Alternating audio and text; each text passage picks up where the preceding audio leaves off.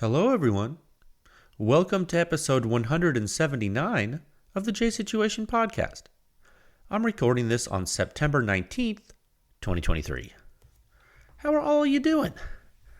Man, I hope you're doing well. I am itching to shoot. So badly right now, really. I want to go shooting. It's been all testing and engineering analysis and no fun shooting for quite a while, and I'm hoping to get to shoot and practice some soon. Here's the hoping, man. I hope you folks are getting out there to the range. Just don't take those times for granted. Please go shoot and train and practice. I do get a lot of photos from folks, especially new silencer owners, all the time, sharing their new GATs. It's really cool. Yeah, their new suppressed setups. That's very cool. I love it. When we did that day at the range with Top Gun Range Houston, some of you folks brought your rifles to show me. Oh, that was so awesome. I really got a kick out of that. That made me so happy. I wish I could spend more time with you there.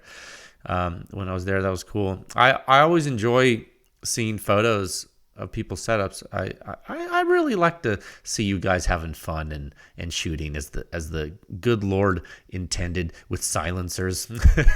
So yeah, I think we have a packed episode today. We're gonna hit the technical discussion of the PWS BDE 556 in its long and short configurations on the Mark 18. That article was published this past Sunday. That's actually a pretty important test series, all things considered. When you really consider what it shows and the consistency across regimes of several systems, I think you should pay attention to that one for a couple of reasons. So we'll talk about that. And also, we have, you guessed it, another PEW Science Lab Quiz. Yeah, Lab Quiz number 6. That happened earlier in the week. I think it happened yesterday. Today's Tuesday for me. You in the future. It'll be a couple days ago for you, but for me, it was just yesterday. And so we'll talk about that. We'll go over those answers. Some old HK knowledge in there for you. They put in there. I think, it's old for some of you, but it's new for some of you. So yeah, we'll go over the answers together and make sure we're all on the same page. Okay. All right. Let's get on with this now and get on with the show. The J Situation today. Did you know sometimes I have trouble speaking? The J Situation podcast is proudly sponsored by Legion Athletics. That's right. Nothing you do, exercise, sports, shooting, anything really is worth doing without consistency. Yeah, you have to do it all the time if you want to be good at it. Legion Athletics can help.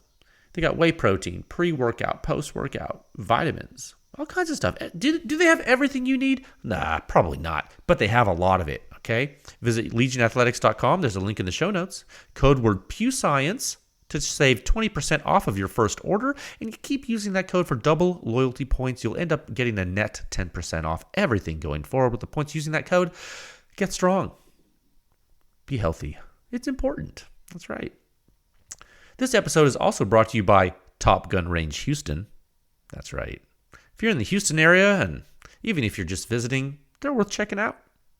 In addition to a 15-lane indoor shooting range, they have the largest firearm rental fleet in the whole state of Texas. That's right, you can rent pistols and rifles and shotguns and machine guns. It's amazing. You can check out their firearm rental inventory on their website at topgunrange.com, and you can also find them on Instagram at topgunrange. Please bother them. They love it. Go check them out. This episode is also brought to you by High End Armament Technology, a dealer of exactly that, high-end arms and accessories. Do you have money burning a hole in your pocket? Do you find the stock market too risky? Would you rather just, blow 25 grand on a cool gun? Have I got the deal for you? No, they're cool. They have significant longevity in the machine gun game, NFA game, significant expertise in the procurement and operation of night vision, thermal optics, infrared sighting systems. Check them out at highendarms.com, on Instagram at highendarms, and they even have a Facebook page, which is also High End Arms. I hope they can help you folks out if you need it. Tell them Jay sent you. They're good guys. No, trust me. If you're looking for something and you can't find it, call Robert and his crew. They'll hook you up. This episode is also sponsored by Silencer Shop. Did you know that? It's true. You can use their kiosk, do your fingerprints and photos electronically, and in turn, you cut down on errors. You simplify your silencer purchasing process. You get a money-back guarantee. It's great. No transfer fees, no paperwork errors, just you and your silencer with no drama. It truly is silencer ownership simplified. And finally, and most importantly, this episode is brought to you by the PEW Science Laboratory. I am the technical director of the lab, and in the interest of public education, the lab sponsors this podcast and runs a public research effort. Okay? And that effort continues to push the silencer industry forward one test at a time. Visit pewscience.com for the suppression rating. It is the simplest and most accurate hearing-safe rating for your suppressed small arms. It's based on true human inner ear response of the entire gunshot from before combustion takes place all the way to all the combustion is gone. That's right. PEW Science is the home of the Silencer Sound Standard. 7 sections, the most in-depth and accurate silencer data and analysis in the world. It's available to the public. You can check it out on pewscience.com.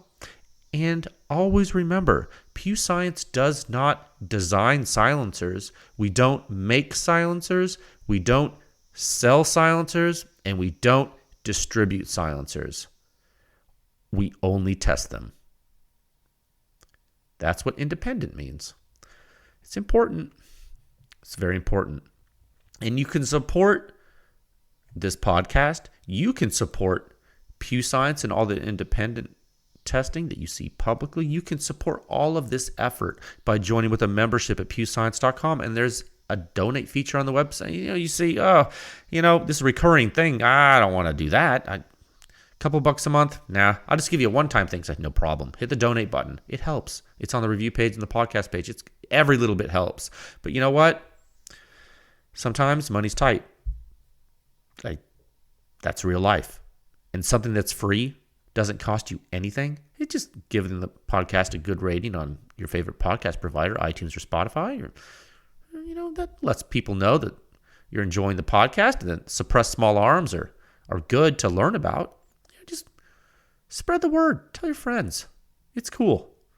We'll all learn together. All learn to shoot cool guns that are quiet. Change the world.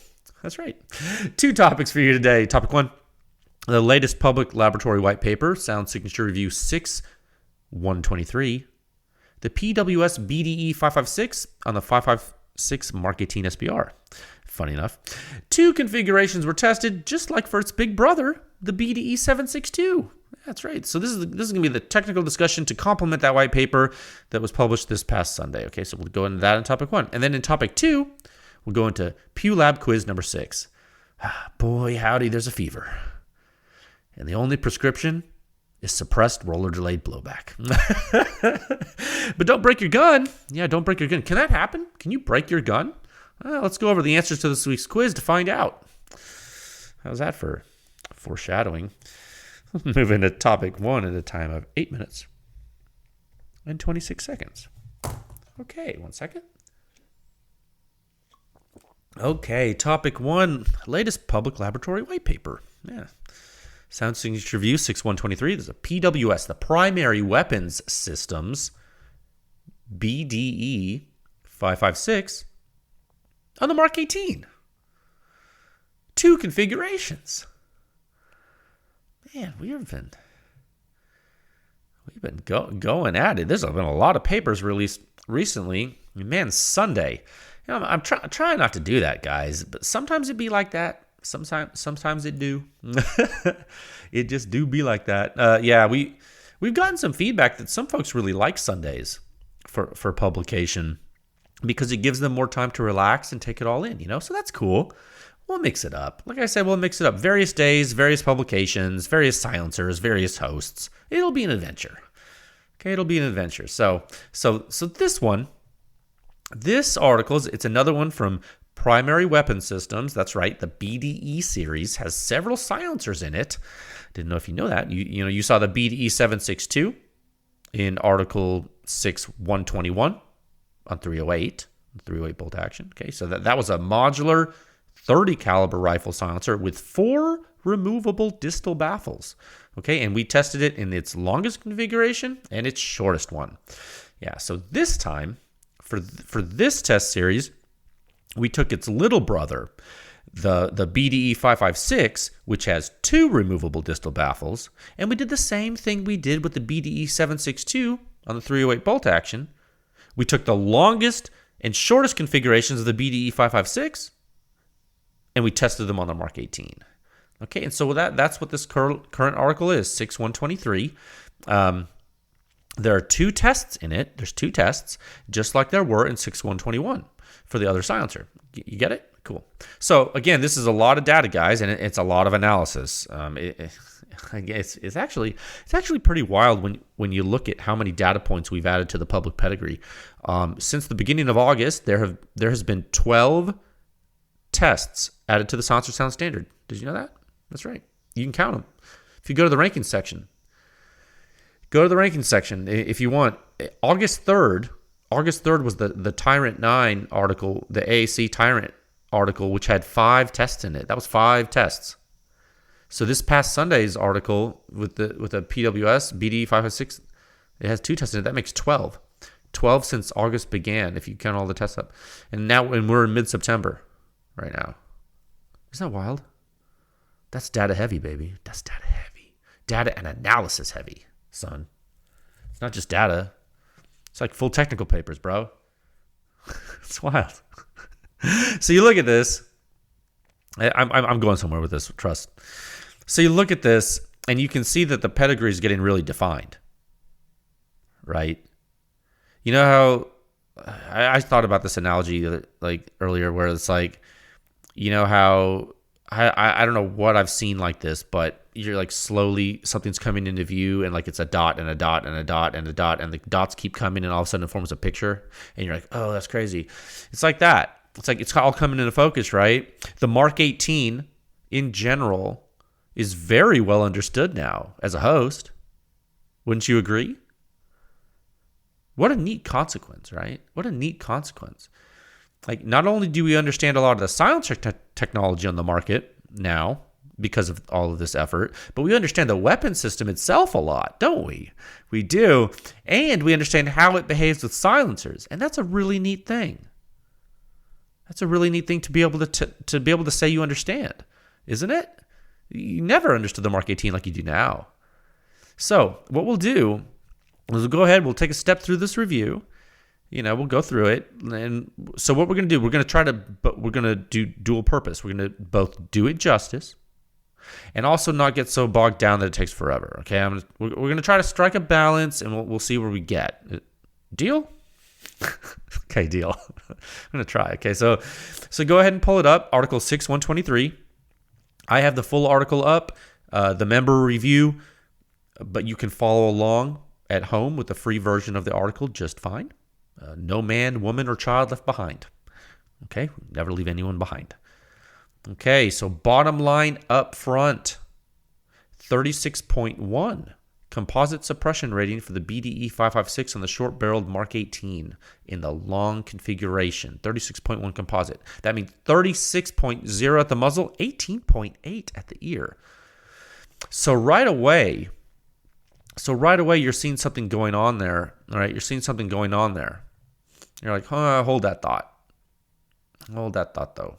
Okay, so pack that in your mind and hold on to it. Short configuration on the Mark 18. 30.8 composite suppression rating. 30.4 at the muzzle. 19.1 at the ear. It's interesting. You look at that, you're like, okay. More so.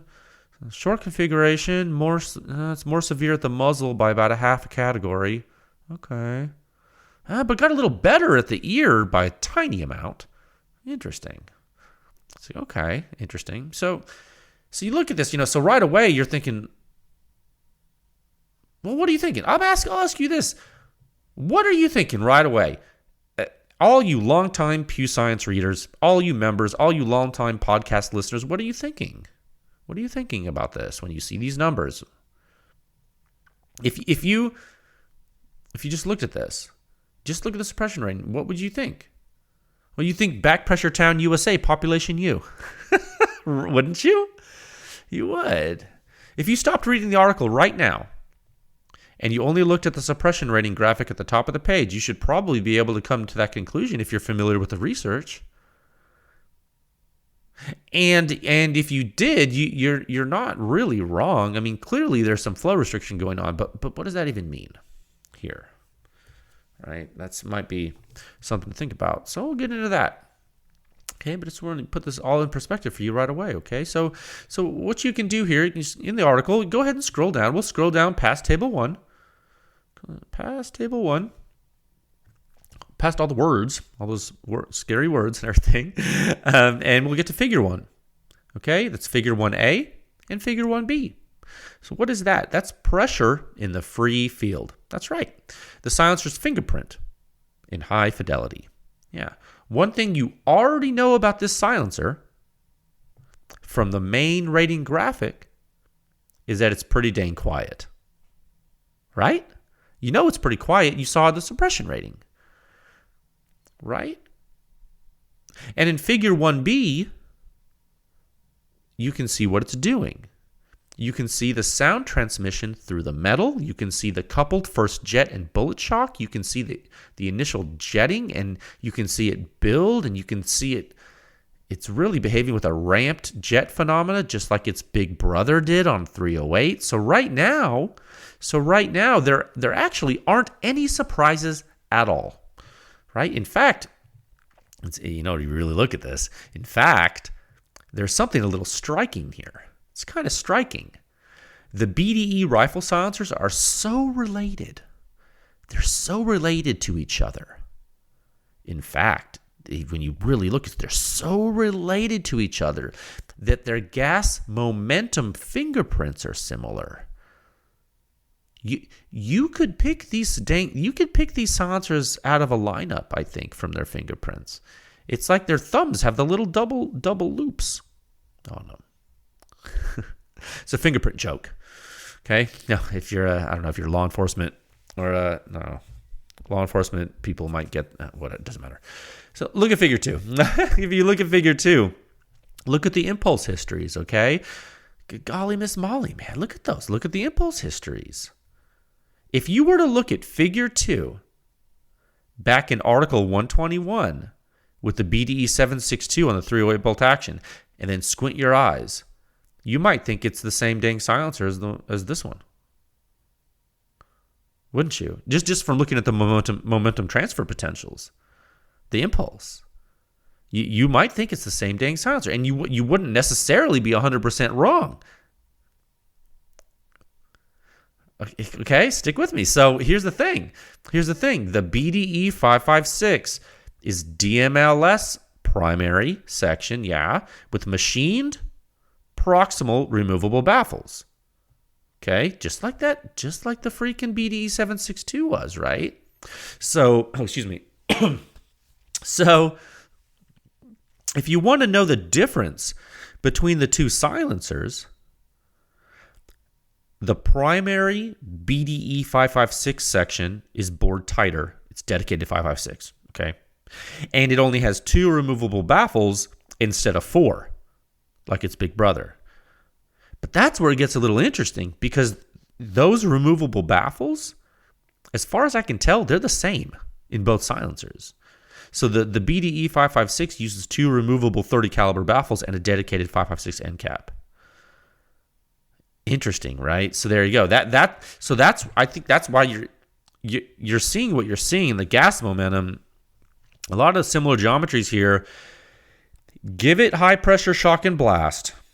Give this system high pressure shock and blast, and by God, it's going to do something similar to its big brother. Sure, you've shrunk the bore, but geometrically, man, you're similar. And yes, you're getting some distal expansion followed by restriction through that smaller end cap orifice, but like by and large, super similar behavior. The similarities are actually striking. They're actually striking. And really, guys, and this is just something, this is a reality. In the hands of a skilled analyst, the data has features that makes it undeniable that these silencers are related to each other. Okay, so this right here, this alone should give you confidence in the data pedigree. Correct? Like, this is real talk, guys. If you work in forensics, whether that be data forensics, maybe you work crime scenes, maybe you work evidence control, mechanical integrity, scene recreation. If you work in these fields, you know what I'm talking about, don't you?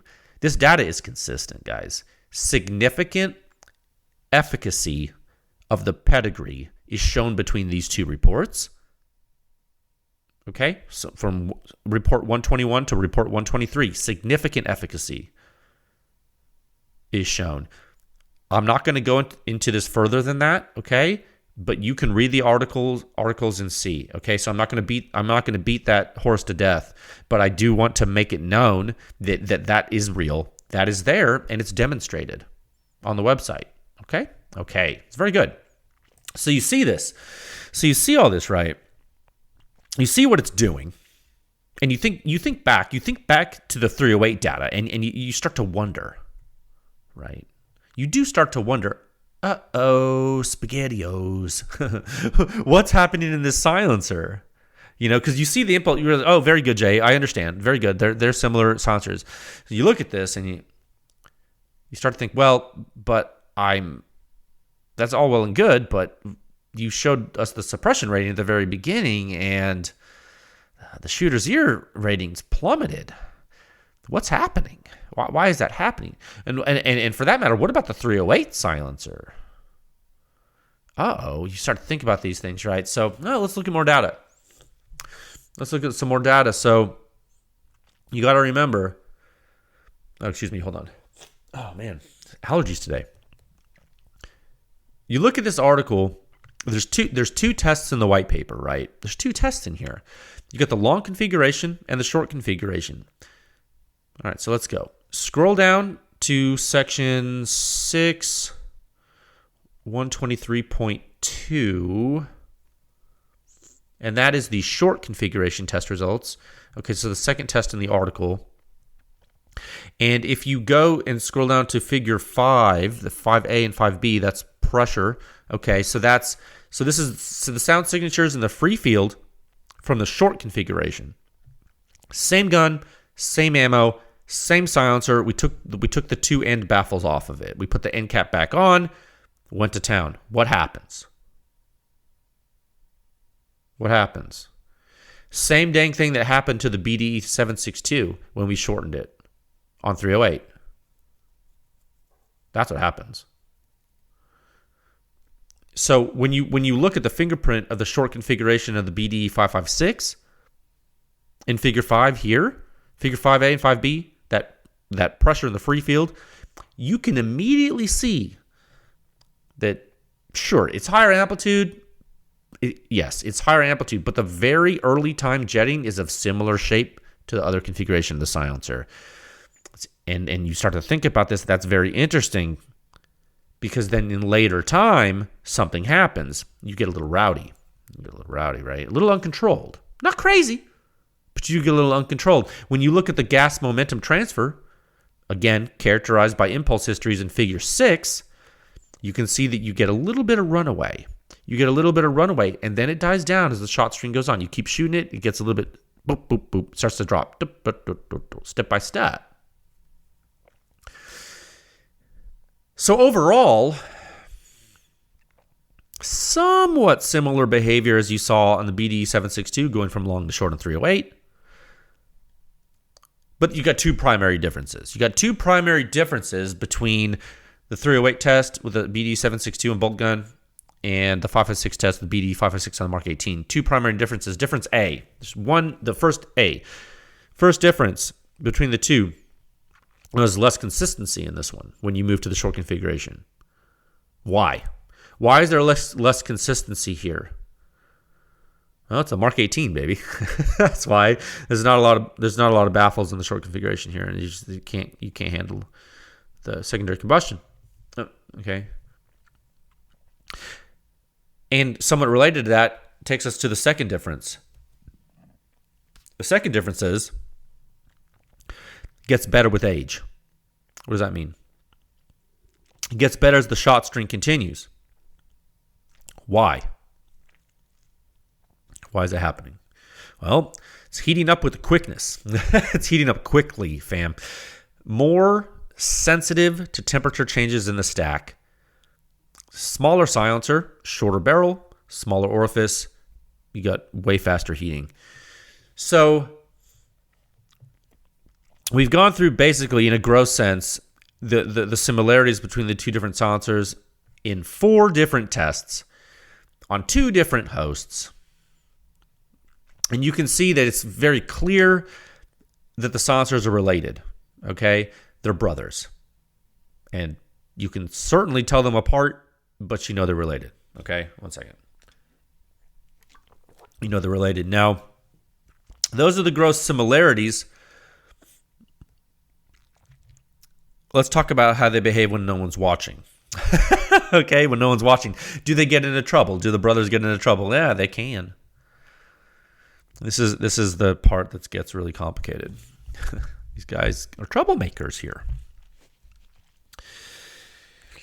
If you remember, in the BDE 762 article, we plotted the omega metric of the 2 configurations of the BDE 762. We plotted the omega metric of long and short on bolt action 308.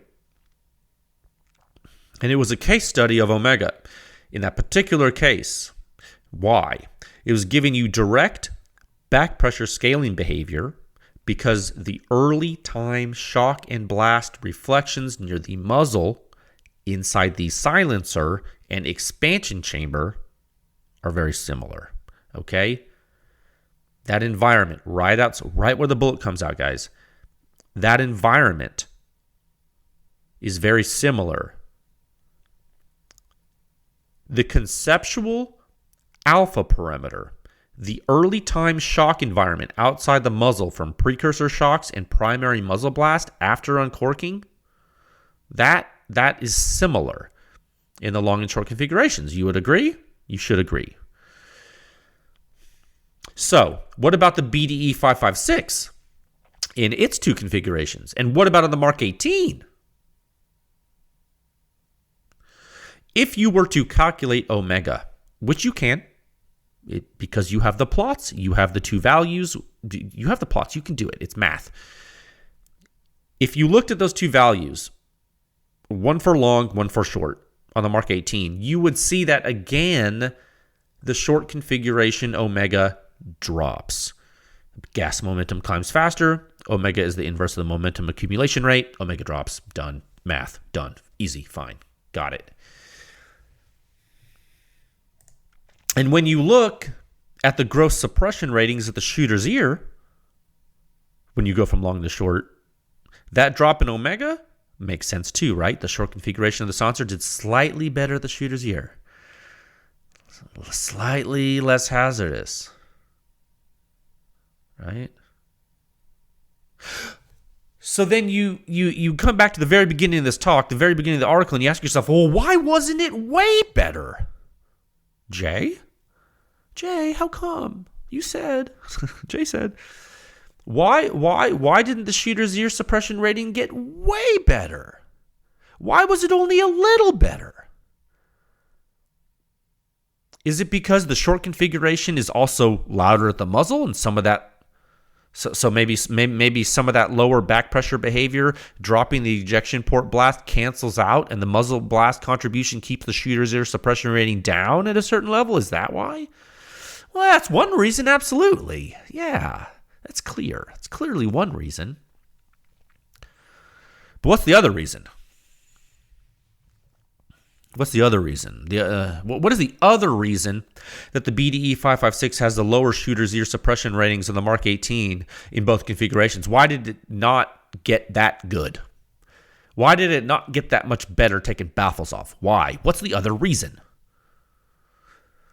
That answer lies in the member version of the review, my friends. That's right. Members get that data, the hard, irrefutable data, and I will summarize this for you now very succinctly on the public podcast. Don't care if you want to look at the member review or not. I'll tell you. Back pressure. The silencer has the same alpha in both configurations, just like the BDE 762 did, and omega drops. But if you don't, when you shorten it, omega drops, fine. But if you don't have an environment in your proximal geometry to assist with mitigating shock and blast reflections in a certain way, you can go downstream, you can go to the distal end all you want, you can start dumping baffles off the end all day long. You're still going to have some blast coming down your barrel, guys. That's the brakes. Them's the brakes, kid. That's it.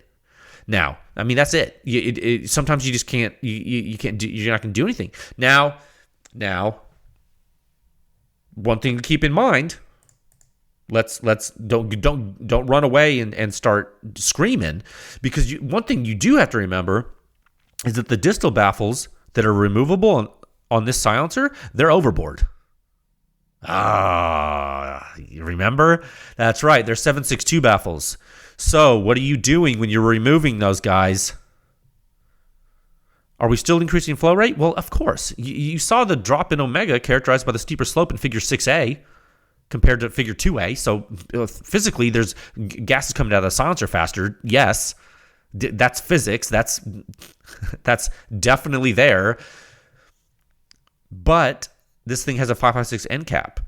Dedicated bore primary stack. You lose those two 762 baffles. Yes, it changed things. Yes, but the proximal geometry is driving it.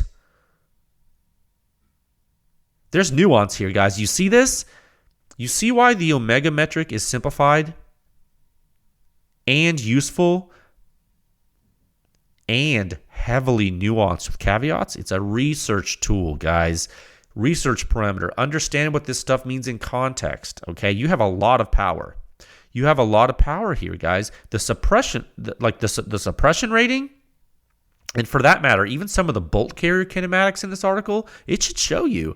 If you want to optimize the BDE 556 for your AR, you are going to have to tune your gun. That's it. You have to, guys.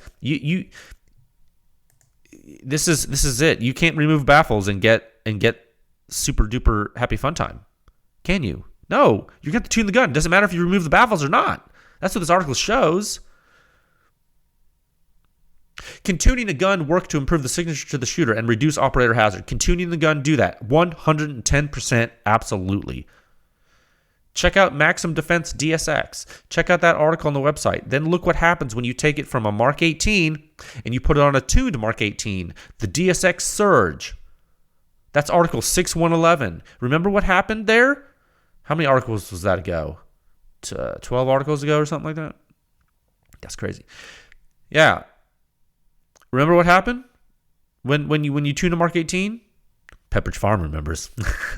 No, it became a shooter's ear joy when that happens, right? So look, I'm sure if you tune the Mark 18 for this PWS system, or even put it on one of the PWS piston guns or whatever that have adjustable gas blocks, I'm sure you're going to have better hazard reduction to the shooter, right?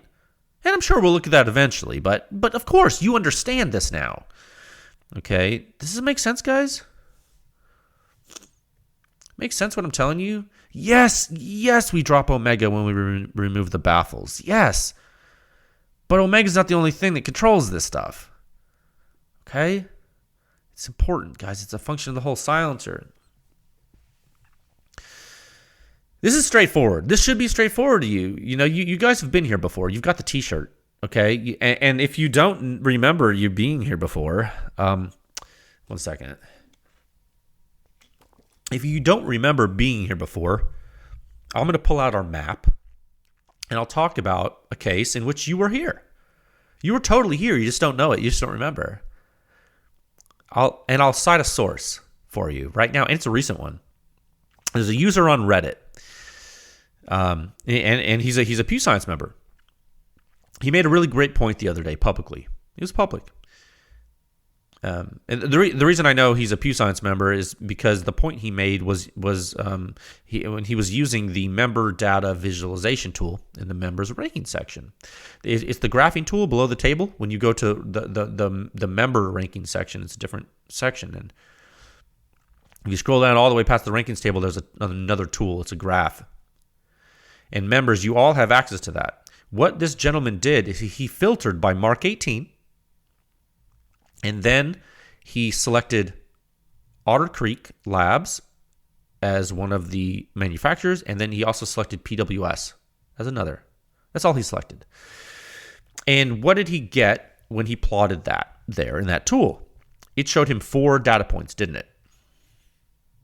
Right? 1 second. It showed him 4 data points on the plot. What did it show him? It showed him the polonium K, the BDE 556 long, and the BDE 556 short, all in the Mark 18. And to quote this user when he plotted those, this is all by himself he did this.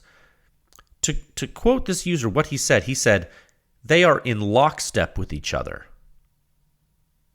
And that's accurate.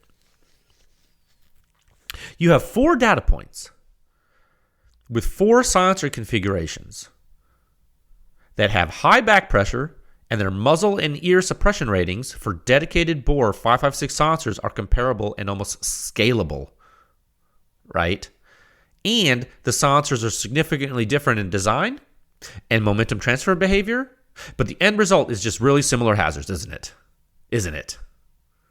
The BDE 556 and the polonium, it's different. Look at the gas momentum, completely different. So you see, you can get the same answer sometimes by using a different formula, can't you? But the final answer is sometimes the final answer for certain things, man. Any silencers like this, there are realities to think about. I'll give you 2 realities right now. Reality 1, you're going to need to tune your gun at a minimum, whether that be a little bit heavier buffer, a smaller gas port orifice, a little bit shorter dwell time, or all 3, whatever. You're going to have to do that. And then there's another reality. Reality 2, if you start to fire rapidly, you are going to overwhelm the system. You may get gassed out. And that is due to flow rate combined with what? Alpha. That's right. There will be nothing you can do. It's reality. Got to think about this. Now, this, and I'm not picking on Otter Creek and PWS. Okay, I'm just, this doesn't mean that silencers like the BDE 556 or the polonium series are bad silencers. It's not that. It's not that they're bad. To the contrary. You just have to know what you're doing with them, guys. You just have to know what you're doing with them. Okay? That's the whole dang point of this entire effort. No one else is going to tell you this. Okay? No one's going to tell you this stuff objectively because everyone makes the silencers and stuff. They're just not going to speak about it like this. They're all too emotionally attached to them, and it's not their fault. They're good people. They're too close to it. That's why you have an independent laboratory who doesn't have skin in the game. You feel me? Okay. So that's what this data and analysis helps you do. I hope it helps you. I hope that this is the whole point of this. You see now, you got basically what do you got? You got a modular silencer that's basically the 2 poloniums in 1 silencer. That's what this is, isn't it? Yes, they're different materials, whatever, yada yada yada. Yeah, they're different. They look different. Well, okay, fine. You could buy polonium and polonium K, or you could buy one of these. And then you actually have 3 because there's different baffles in it. So you can change it like 3 configurations because there's like 2 extra baffle. So you understand? So you see, you could say that like bottom line up front. This is 2 poloniums in 1, polonium and polonium K, done. You could say that, but it would be crude and not really true. So I went through this entire exercise so you understand how this works, why it works, why all the data is consistent, how it matches up with this big brother. You get it? Okay, so all in all, you look at all this big picture, it's kind of neat. Look at the PWS silencer. In the long configuration, it outperforms the Surefire Cellcom 556 RC2 on the Mark 18 in the free field. Right? You saw in the article. It does. The BDE 556 on the Mark 18 has less severe hazard in the free field than the Surefire. It's wild. If you shorten it, what happens when you shorten it? It still hangs with a lot of silencers, like I was saying. Look, figure 9, right? What is it? Figure 9 bar chart. Scrolling down. So much data in here.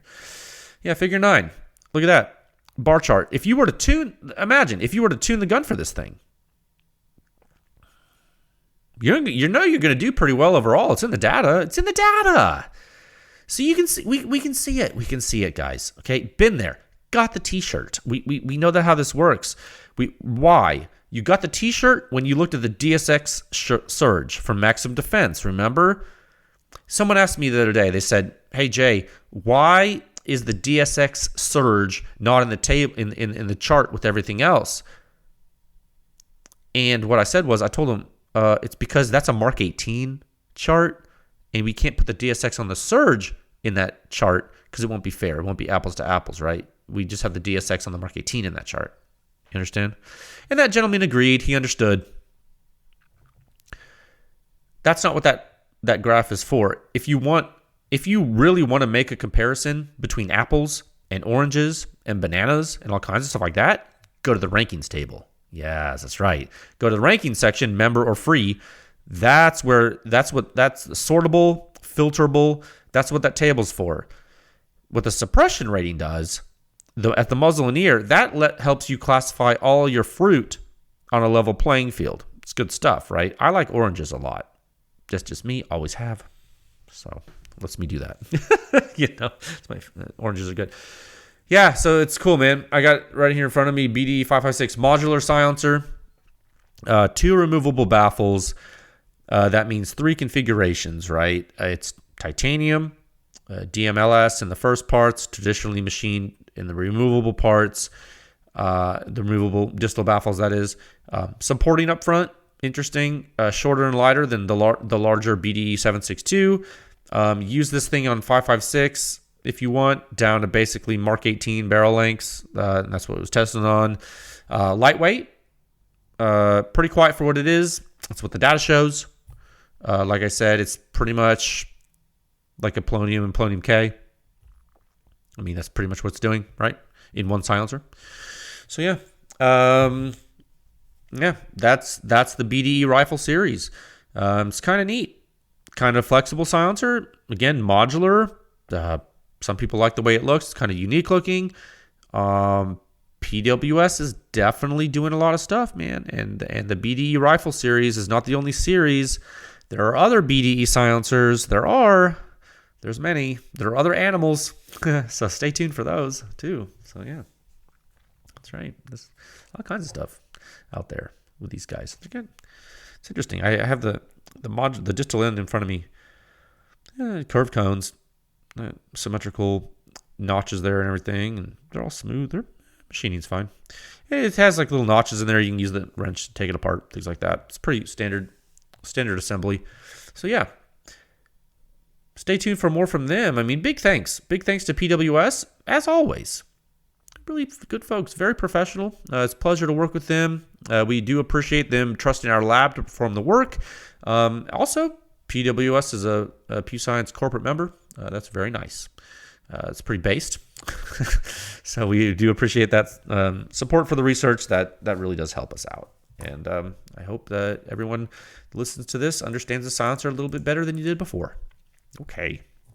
Let's move into topic 2 at a time of 43 minutes and 27 seconds.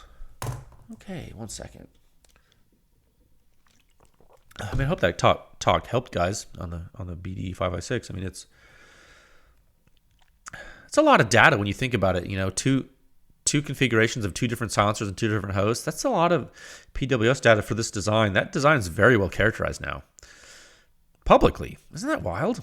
You know a lot about how that works. What would you do if you wanted to change it? Yeah, it's good exercise to do at home. I won't help you with it, but you can think about it. So let's move into topic 2. Pew Science Lab Quiz number 6. That's right. Man, there's a fever.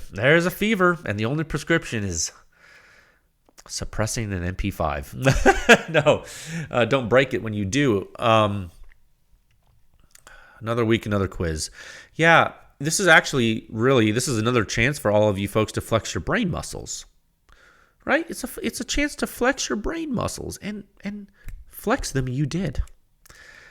It's a really good job, guys. You're actually killing it, and that's really great. But I have to tell the folks to increase the difficulty. This is too easy. You're doing way too. It's almost dumb. It's like, it's not dumb, but it's like, man, it's like you guys freaking. It's like it's got to be a little harder than that because you did really well. But it's a good quiz. We'll go over it. I think, and I saw the picture they posted with it, which I thought was cool too. It's a roller delay gun. That's awesome. Like a little vintage photograph. So the question from the quiz this week was, suppressed roller delayed systems are susceptible to. Okay, let me put different emphasis on this question for it. Okay, let me start over. Suppressed roller delayed systems are susceptible to, is it A, brass ejecting into the stratosphere? Is it B, roller dents into the receiver at the end of travel? Is it C, losing constant recoil in subguns from overfunction? Or is it D, all of the above? Well, let's go through this. Okay, again, the question was, suppressed roller delayed systems are susceptible to, is it A, brass ejecting into the stratosphere? 5% of you selected this answer. Boy, howdy, you're correct. You are correct. You're not 100% correct because this is not the only correct answer. But by God, are you correct? Why would that be? Why would brass eject further, guys? Is it due to bolt speed? Yes, friend. It is. It is in fact due to bolt and carry. It's actually due to carrier speed. You increased the duration of blowdown in the barrel, didn't you? You did. You put a silencer on the end, didn't you? You did. You increased the duration of blowdown in the barrel. This thing doesn't have a gas system, does it? No, it doesn't. It's a blowback action. That's right. It's roller delayed, but it's still blowback. Yeah, it can totally delay things until the pressure drops enough. Yes, but what if the tail end? What if the tail end of the pressure curve is elongated? Uh-oh. What happens when you get more area under the curve? What is that? Say it with me. What's the area under the curve? What is it? Impulse. Oh, no. More impulse. That's a problem. Will it work? Absolutely. Will the bolt speed up? Absolutely. What can happen? Let's go to the next answer choice, okay? Suppressed roller delayed systems are susceptible to, is it B, roller dents in the receiver at the end of travel? 9% of you selected this answer choice, and oh man, you're correct again.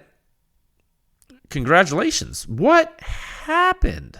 Well, roller dents. Oh, the humanity. What happened? Well, your bolt and your bolt carrier were moving back so quickly that at the very end of travel, they hit the dang backplate on the weapon, didn't they? Oh no. Uh-oh. And when they did that, what happened after that? Those rollers were along for the ride. They were recessed into the bolt, right? They had to be. How do we know that? Well, they had to be recessed in the bolt because the bolt had to come back. He had to unlock out of the trunnion. But when you have that whole group going forward real fast and it slams back into the stock plate, the carrier hits the stock plate, the bolt, which is separated from it at that point, so have the rollers recessed, the bolt then, it keeps coming because it has inertia, and it comes back and closes the gap between itself and the carrier. And that locking piece is forced all the way into that bolt. And what does that do? It makes the rollers come out. Oh, no. They have nowhere to go. That's right. They have to go out. So what do? They go out, and they go out hard. Because remember, everything was moving back really hard. So they have to go out hard. They go out directly proportional to the momentum transfer that was important to the whole system. Yeah. So if your bolt carrier slams back really hard, and the rollers... they slam outward so hard into the receiver rails that you can actually dent the dang receiver. It can happen on the 308, the 5.56 or 9mm. It doesn't matter the cartridge. It can happen on any HK roller delay blowback gun. 10 millimeter MP5 or something. You can do it. You really though, you get into danger with the rifles. And you really get into danger when you're adding silencers due to the extra momentum transfer. Oh, that impulse, it'll get you, right? You have all that impulse in the barrel. You couldn't get rid of it in time. Oh, no. The silencer trapped all the gas. The 9mm guns are less susceptible to this. You can combat it in a few ways, okay? But yeah, the 9mm guns are like the regular MP5 is less susceptible to the roller dents. Although you can get them. They call them roller marks sometimes too. But yeah. So how do you know, though? I mean, when a good 9mm HK gun is running well, what happens? Well, that's answer C, right? That's answer C. Suppressed roller delayed systems are susceptible to, is it C, losing constant recoil in subguns from overfunction? 5% of you answered that.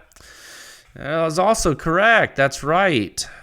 You will slam your carrier back in an MP5 if what? Well, if it's suppressed with a high enough back pressure silencer and your bolt gap's wrong or something, like something's messed up in there. Normally, though, I will say I don't want to scare you because normally, even when suppressed, your MP5 should run in constant recoil.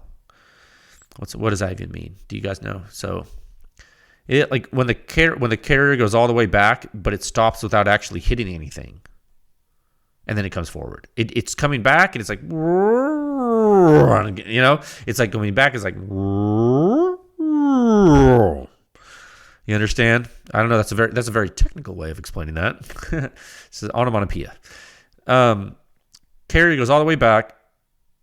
It stops without hitting anything, and then it comes forward. That is what we call Super Smooth Town USA Population U.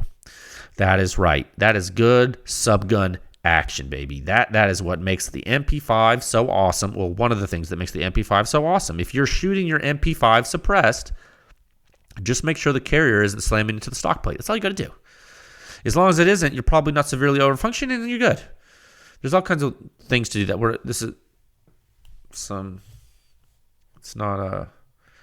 It's beyond the scope of this episode to explain to you how to check all those things, but suffice to say, there's some indications that things have gone awry. Okay, so just make sure it's working right.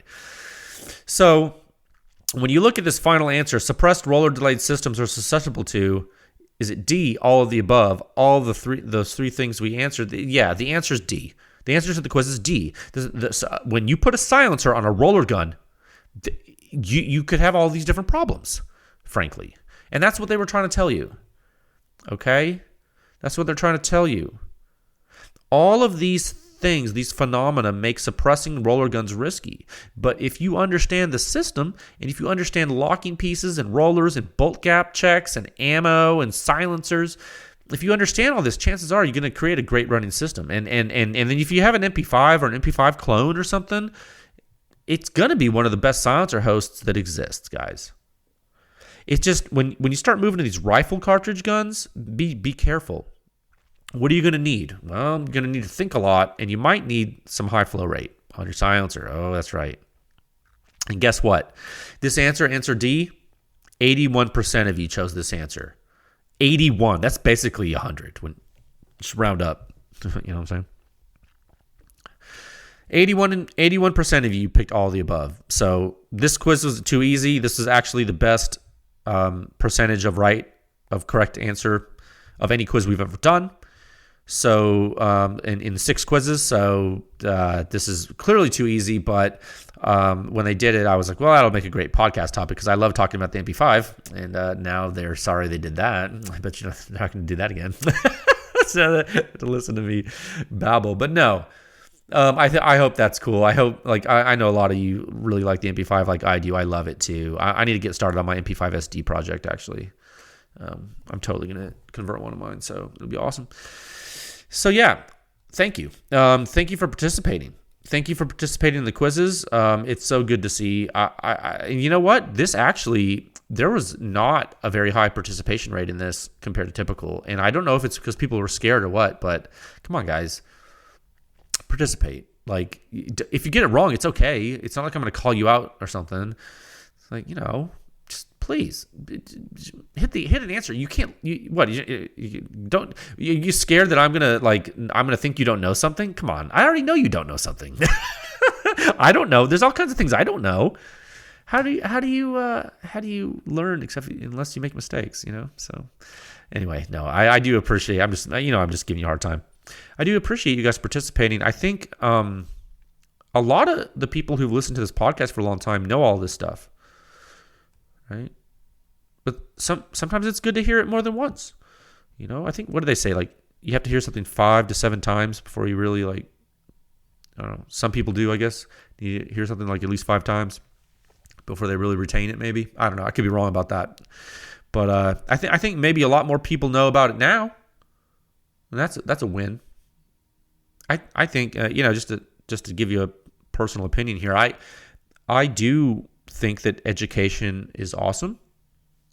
I think I learn stuff all the time from you guys, from you folks, you guys and girls.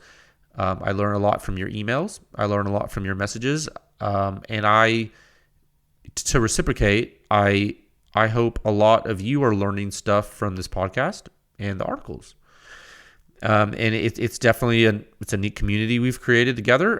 It's a community of like-minded individuals here to enjoy and understand suppress small arms. It's a great thing. I don't know that I mentioned that in a while, but I do want to thank you guys for that. And so, yeah, I think I do care a lot about this effort. I care a lot about you guys understanding stuff and learning stuff. I really do. So if you ever have any questions, if you ever have any technical questions, please reach out. The pro members get my priority responses, but I'll still respond to you guys if you ask a question. I'm not going to leave you out to dry. I'm not going to leave you hanging. So please, the more you understand this stuff, the better. You're gonna enjoy your weapons better. It's just so great if you understand how they all work. Okay, so yeah. So if you administratively, if you're a new Pew Science member, and you haven't received a welcome email, those are coming soon. A little bit behind on those. Thank you for your patience on that. What's coming next? Some member research is going to be coming. I don't know when. Let's see how that goes. There's a lot of data that's been published recently. So I would say if you haven't dug into it, I encourage you to do so. I know it's a lot, but if you just look at the suppression ratings at a minimum. And then if you want to read the summaries, that might help. I might have to create some summary article for some folks to highlight stuff. That might be helpful. But yeah, as always, like I said before, I encourage you,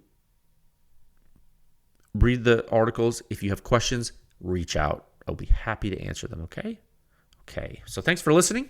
I hope you all found this informative. So until next time, friends, please stay safe out there, have fun, and I'll talk with you folks again soon. Okay, bye.